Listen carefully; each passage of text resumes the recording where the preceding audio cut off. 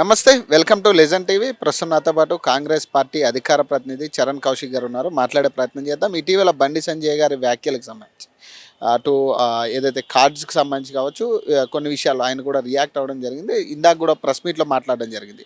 మాట్లాడే ప్రయత్నం చేద్దాం. నమస్తే అన్న. నమస్తే నమస్తే. ప్రధానంగా అంటే బండి సంజయ్ అంటే ఇంతమంది ఇద్దరు కేంద్ర మంత్రుల్లో బండి సంజయ్ రియాక్ట్ అవ్వడం అనేది ఎట్లా చూడాలి? అంటే ప్రధానంగా మోడీ ఫోటో పెట్టాలనే ఆయన ఆలోచన కావచ్చు, ఇవన్నీ ఎట్లా చూస్తారు? అంటే కాంగ్రెస్ ప్రజాప్రభుత్వం తెలంగాణ రాష్ట్రానికి నిధులు అడుగుతూ ఉంది ప్రతిసారి. కేంద్రం విఫలమవుతుందని చెప్పేసి తెలంగాణ సమాజం అంతా కూడా అనుకుంటా ఉన్నారు. కాబట్టి ఆ ఇష్యూని డైవర్ట్ చేయాలంటే ఏదో వివాదాస్పద వ్యాఖ్యలు చేయాలని చెప్పేసి తను గద్దర్ గారి మీదైనా లేదు రేషన్ కార్డు కావచ్చు, ఇందిరమ్మ ఇండ్లకు సంబంధించి ఇందిరాగాంధీ గారి పేరుంటే మేము నిధులు ఇవ్వమని చెప్పేసి బండి సంజయ్ గారు మాట్లాడుతున్నారు. అసలు మీరేమైనా మీ ఇంట్లోకి తీసుకొచ్చి ఇస్తున్నారా, లేకపోతే మీ ఆస్తులు అమ్మిస్తున్నావా? తెలంగాణ రాష్ట్ర సర్వసభ్య సమాజం ట్యాక్స్ కట్టిన పైసలు మీకు రూపాయి ఇస్తే మాకు ఇచ్చేది 37 పైసలే. మా పైసలతోటే మీకు ఉత్తరప్రదేశ్ కావచ్చు, బీహార్ కావచ్చు, లేకపోతే గుజరాత్ కావచ్చు, మహారాష్ట్రకు మీరు నిధులు ప్రత్యేక నిధులు ఇస్తూ ఉన్నారు. తీసుకుపోయి బీహార్కు మన 58,000 కోట్ల రూపాయలు ఇచ్చారు, ఆంధ్ర రాష్ట్రానికి 1,00,000 కోట్లు ఇచ్చారు. మరి ఎక్కడి నుంచి తీసుకొచ్చి ఇచ్చారు? తెలంగాణ కట్టే పనులే మీ దగ్గర మా పైసలే ఇంకా ఉల్టా ఉంటే మాకు పైసలు ఇచ్చేది పోయి ఇంకా తెలంగాణ రాష్ట్ర సమాజాన్ని సమాజాన్ని అవమానించే విధంగా బండి సంజయ్ గారి వ్యాఖ్యలు కనపడుతూ ఉన్నాయి. కాబట్టి మీరు 8 మంది ఎంపీలు 8 మంది ఎమ్మెల్యేలు ఉండి తెలంగాణ రాష్ట్రం నుంచి 2 కేంద్ర మంత్రులు ఉండి 1 రాజ్యసభ సభ్యులు ఉండి తెలంగాణకి ఏం చేశారో చెప్పమని కాంగ్రెస్ పార్టీగా మేము అడుగుతా ఉన్నాం. అదే కాకుండా 55,000 కోట్ల రూపాయలు సహాయం చేయండి, మేము 4th సీట్ నిర్మాణం చేసుకుంటాం, మెట్రో విస్తరించుకుంటాం, అదే కాకుండా త్రిబులార్ను పూర్తి చేసుకుంటాం, అదే కాకుండా తెలంగాణ రాష్ట్రంలో డ్రై పోర్ట్ కావచ్చు, అదేవిధంగా ఇంకా విభజన హామీలు కావచ్చు, అదే కాకుండా నూతన 26 అర్బన్ డెవలప్మెంట్ అథారిటీ ఏర్పడి గుర్తించని చెప్తా ఉన్నాం. 33 జిల్లాలు ఏర్పడింది తెలంగాణ, 10 జిల్లాలు మాత్రమే గుర్తించి ఇంకా 23 జిల్లాలు గుర్తించకపోవడం మూలంగా తెలంగాణ చాలా డీసీసీ బ్యాంకులు కావచ్చు, డీసీఎంఎస్ బ్యాంకులు కావచ్చు విస్తరించుకోలేకపోతా ఉన్నాం, చైర్మన్లు వేసుకోలేకపోతా ఉన్నాం. అదే కాక 10 సంవత్సరాలు అయిపోయినా కూడా ఇప్పుడు విభజన హామీలు నెరవేర్చకపోవడం మూలంగా ఆంధ్ర తెలంగాణ మధ్య కొంత కృష్ణా జలాలు కావచ్చు, గోదావరి జలాలు కావచ్చు, 9th 10th షెడ్యూల్ ఉన్నటువంటి భూములు కావచ్చు, ఎంప్లాయీస్ విభజన జరుగుతలేదు. ఇవన్నిటి గురించి కాంగ్రెస్ ప్రభుత్వం అప్రమత్తం అవుతూ రోజుకు ముఖ్యమంత్రి గారు 18 గంటలు కష్టపడుతూ ఉన్నారు. బట్టి విక్రమార్క కావచ్చు, అదేవిధంగా శ్రీధరబాబు గారు కావచ్చు, ఉత్తమ్ కుమార్ రెడ్డి గారు అనునిత్యం కేంద్ర ప్రభుత్వాన్ని ప్రశ్నిస్తుంటే భయమేస్తూ బాధేస్తూ తెలంగాణ సమాజాన్ని తప్పుదారి పడిచే ప్రయత్నం బండి సంజయ్ గారు చేసినా కనపడతాం. మీ ఉద్దేశం ఏందన్న? పద్మ అవార్డ్స్కి సంబంధించి మీరు కూడా ఇందాక చామల కిరణ్ కుమార్ గారు కూడా రియాక్ట్ అవ్వడం జరిగింది.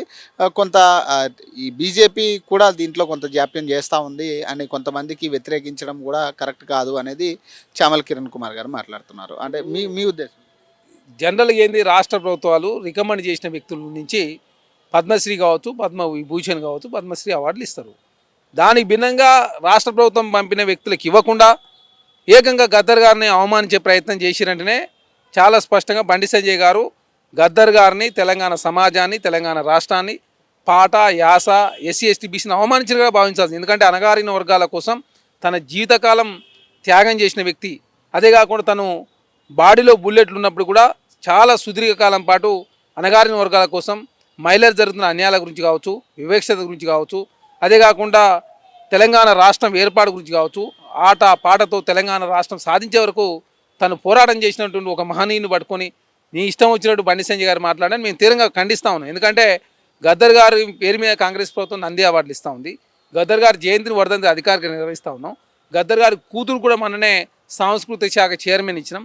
గద్దర్ గారికి ఆల్రెడీ వారి సేవలను గుర్తించిన రాష్ట్ర ప్రభుత్వం అన్ని రకాలుగా తోడ్పాటు అందిస్తుంది. కాబట్టి గద్దర్ గారిని అవమానించే విధంగా మాట్లాడితే తెలంగాణ సమాజం నా సైడ్ ఉంటారనో లేదు నేను హైలైట్ అవుతానో మాట్లాడినా కనపడతా ఉంది. కాబట్టి తక్షణమే బండి సంజయ్ గారికి క్షమాపణ చెప్పాలని చెప్పేసి మేము కాంగ్రెస్ పార్టీని కోరుతాం. రైతు బంధు విషయంలో అంటే ఎంతవరకు, అంటే ఇప్పుడు ఎకరం లోపా లేకపోతే 7 ఎకరాల లోపా ఎట్లా పడతాం?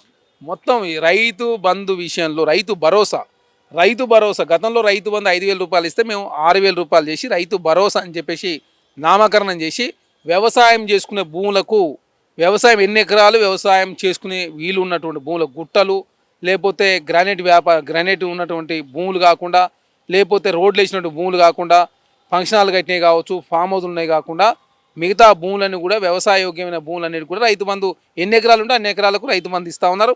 అదే కాకుండా దేశంలో కని విని ఎరగని విధంగా రైతు కూలీలకు కూడా 6 నెలలకు ఒకసారి 6,000 రూపాయలు, సంవత్సరానికి 12,000 రూపాయలు ఇందిరమ్మ పథకం పేరు మీద అక్కడ రైతు కూలీలకు కూడా 12,000 రూపాయలు రాష్ట్ర ప్రభుత్వం ఇస్తూ ఉంది. అదే కాకుండా ఇందిరా మిల్లు కావచ్చు, వైట్ రేషన్ కార్డు 40 లక్షల వైట్ రేషన్ కార్డు ఇవ్వాలని ఏకైక లక్ష్యంతో కాంగ్రెస్ ప్రభుత్వం ముందుకు పోతా ఉంది. ఆనాడు బీఆర్ఎస్ ప్రభుత్వం 10 సంవత్సరాల కాలంలో వాళ్ళు ఇచ్చిన రేషన్ కార్డులు 40,000 మాత్రమే.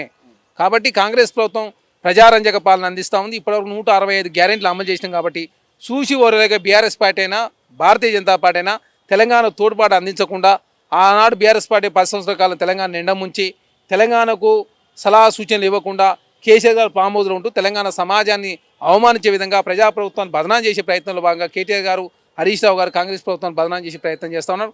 ఖచ్చితంగా సమాజం అంతా కూడా ఆలోచిస్తూ ఉంది. 10 సంవత్సరాల కాలంలో కేసీఆర్ గారు ఎక్కడ రేషన్ కార్డులు ఇవ్వలేదు, ఇందిరా ఇల్లు ఇవ్వలేదు. అదే కాకుండా రైతు కూలీలకు వాళ్ళు పడుచుకున్న పాపాన పోలే కాంగ్రెస్ ప్రభుత్వం వచ్చిన తర్వాత చేస్తూ ఉంటే చూసి కాంగ్రెస్ ప్రభుత్వాన్ని బదనాం చేసే ప్రయత్నం, గలాట క్రియేట్ చేసే ప్రయత్నం బీఆర్ఎస్ పార్టీ చేస్తుందని చెప్పేసి ఊళ్ళలో కూడా చర్చ జరుగుతూ ఉంది. Thank you.